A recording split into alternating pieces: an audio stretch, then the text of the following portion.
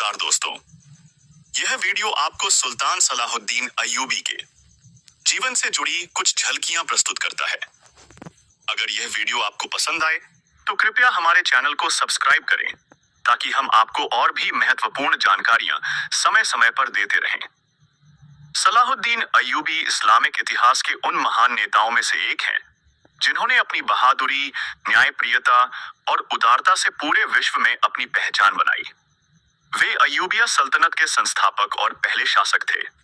उनके नेतृत्व में मुस्लिम दुनिया ने कई ऐतिहासिक विजय प्राप्त की और उन्होंने अपनी सल्तनत को न केवल सैन्य शक्ति बल्कि शिक्षा और सहिष्णुता के आधार पर भी सशक्त बनाया। सलाहुद्दीन अय्यूबी का जन्म 137 ईस्वी में कुर्दिस्तान के तिक्रित औसर वर्तमान इराक में हुआ था। पूरा नाम सुल्तान अल नासिर सलाहुद्दीन यूसुफ इब्न अय्यूब था। उनका परिवार कुर्द जाति से संबंधित था और उनके पिता नजमुद्दीन अय्यूब एक सक्षम प्रशासक थे। बचपन में ही उन्होंने इस्लामी कानून, सैन्य रणनीति और राजनीति में शिक्षा प्राप्त की। उनके चाचा शिरकुह ने उन्हें सैन्य प्रशिक्षण दिया, जिससे सलाहुद्दीन में कुशल योद्धा बनने की नींव पड़ी। सलाहुद्दीन अय्यूबी शिक्षा को समाज के विकास का सबसे बड़ा आधार मानते थे। उन्होंने दुनिया का पहला शिक्षा बजट पेश किया और शिक्षा को आम जनता तक पहुंचाने के लिए कई संस्थानों की स्थापना की। उनके शासनकाल में कई स्कूल और कॉलेज बनाए गए, जहां विज्ञान, गणित, धर्म और साहित्य का अध्ययन किया जाता था। इन संस्थानों में दुनिया भर के छात्र आते थे। उन्होंने शिक्षा को न केवल धार्मिक बल्कि वैज्ञानिक दृष्टिकोण से भी महत्व दिया। 1171 में सलाहुद्दीन ने मिस्र में फातिमिद खिलाफत को समाप्त कर अय्यूबिया सल्तनत की स्थापना की। इस सल्तनत का विस्तार मिस्र से लेकर सीरिया, तुर्की, यमन और सऊदी अरब तक हुआ। उनकी सल्तनत धार्मिक सहिष्णुता और न्याय की मिसाल थी। उन्होंने अपने प्रशासन में भ्रष्टाचार को खत्म किया और गरीबों के कल्याण के लिए कई योजनाएं चलाईं। हेट्टीन का युद्ध 4 जुलाई 1187 को सलीबी युद्धों क्रूसेड्स के दौरान लड़ा गया।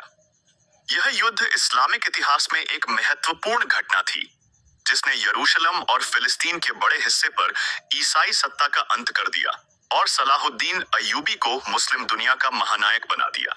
इस युद्ध में मुस्लिम सेना ने क्रूसेडर सेना को निर्णायक रूप से हराया।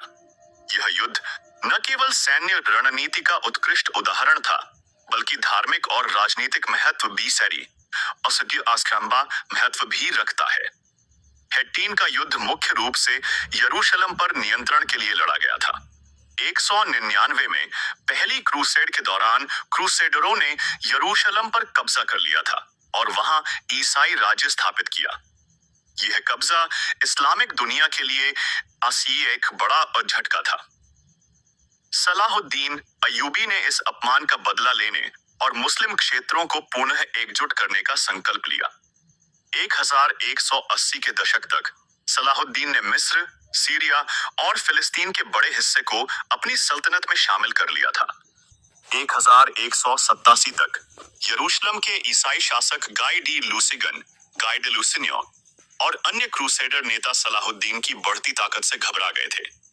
सलाहुद्दीन ने अपने राज्य को मजबूत करने के बाद क्रूसेडर राज्यों के खिलाफ जिहाद, धार्मिक युद्ध की घोषणा की। युद्ध के पीछे एक महत्वपूर्ण घटना थी, जब रेनाल्ड ऑफ शातियों, जो क्रूसेडर सेना का प्रमुख था, ने मुस्लिम व्यापारियों और तीर्थयात्रियों के काफिलों पर बार बार हमले किए। उसने सलाहुद्दीन की एक बहन के काफिले पर भी हमला किया, जो सलाहुद्दीन के लिए अस्वीकार्य था। सलाहुद्दीन ने इन हमलों का बदला लेने का निश्चय किया और क्रूसेडर सेना को चुनौती दी। इससे दोनों पक्षों के बीच तनाव बढ़ गया और युद्ध अपरिहार्य हो गया। गाय डी लुसिगन का जन्म लगभग 1150 में फ्रांस के लुसिगन परिवार में हुआ। यह परिवार अपने प्रभावशाली राजनीतिक और सैन्य इतिहास के लिए जाना जाता था। गाय ने अपनी किस्मत मध्य पूर्व के सलीबी राज्यों में आजमाई, जहां वह अपनी शादी के माध्यम से यरूशलेम की राजनीति में शामिल हुए। 180 में गाय ने सिबिला से विवाह किया, जो यरूशलेम की राजकुमारी थी। इस विवाह ने उन्हें यरूशलेम का राजा बनने का अवसर दिया। 1186 में सिबिल्ला के साथ उन्होंने यरूशलेम के राजा का ताज पहनाया। हालांकि उनके शासनकाल की शुरुआत से ही उनकी क्षमताओं पर सवाल उठने लगे। गाई डी लूसिगन को मुख्यतः हेट्टीन के युद्ध बैटल ऑफ हैटिन के लिए जाना जाता है। 1187 में उन्होंने सलाहुद्दीन अय्यूबी के खिलाफ ईसाई सेना का नेतृत्व किया। हालांकि उनकी सैन्य रणनीति कमजोर साबित हुई और सलीबी सेना को एक करारी हार का सामना करना पड़ा। सलाहुद्दीन ने उन्हें कैद कर लिया, लेकिन बाद में रिहा कर दिया। हैट्टीन के युद्ध के बाद यरूशलेम पर मुस्लिमों का कब्जा हो गया और गाई डी लूसिगन का प्रभाव कमजोर पड़ गया। सलाहुद्दीन अय्यूबी ने युद्ध से पहले गहन रणनीति तैयार की। उन्होंने क्रूसेडर सेना को पानी और भोजन से वंचित करने के लिए एक खास योजना बनाई। हैट्टीन क्षेत्र, जो आज के इजराइल में है, एक गर्म और शुष्क इलाका था। सलाहुद्दीन ने अपनी सेना को रणनीतिक स्थानों पर तैनात कर क्रूसेडरों को पानी के स्रोतों से दूर कर दिया। दूसरी ओर क्रूसेडर सेना ने सलाहुद्दीन की चुनौती स्वीकार की, लेकिन उन्होंने अपनी सेना को गर्मी और पानी की कमी के कारण थका दिया। यह उनकी सबसे बड़ी गलती साबित हुई। 4 जुलाई 1187 को दोनों सेनाएं हैट्टीन के मैदान में आमने सामने आईं। क्रूसेडर सेना लगभग 20,000 सैनिकों के साथ मैदान में उतरी, लेकिन उनकी स्थिति कमजोर थी। पानी की कमी और गर्मी के कारण उनकी ताकत पहले ही कम हो चुकी थी। सलाहुद्दीन की सेना ने क्रूसेडरों को घेर लिया और उनके पानी के स्रोतों को काट दिया। मुस्लिम सेना ने रात में आग का उपयोग किया, जिससे क्रूसेडर सेना में और अधिक भ्रम फैल गया। अगले दिन सलाहुद्दीन ने अपनी सेना को 2 भागों में बांटा। उन्होंने एक तरफ से क्रूसेडर सेना पर तीरों की बौछार कर हमला किया, जबकि दूसरी ओर से घुड़सवार सेना ने क्रूसेडरों की पंक्तियों को तोड़ दिया। थकावट और प्यास से कमजोर क्रूसेडर सैनिक लड़ाई जारी नहीं रख पाए।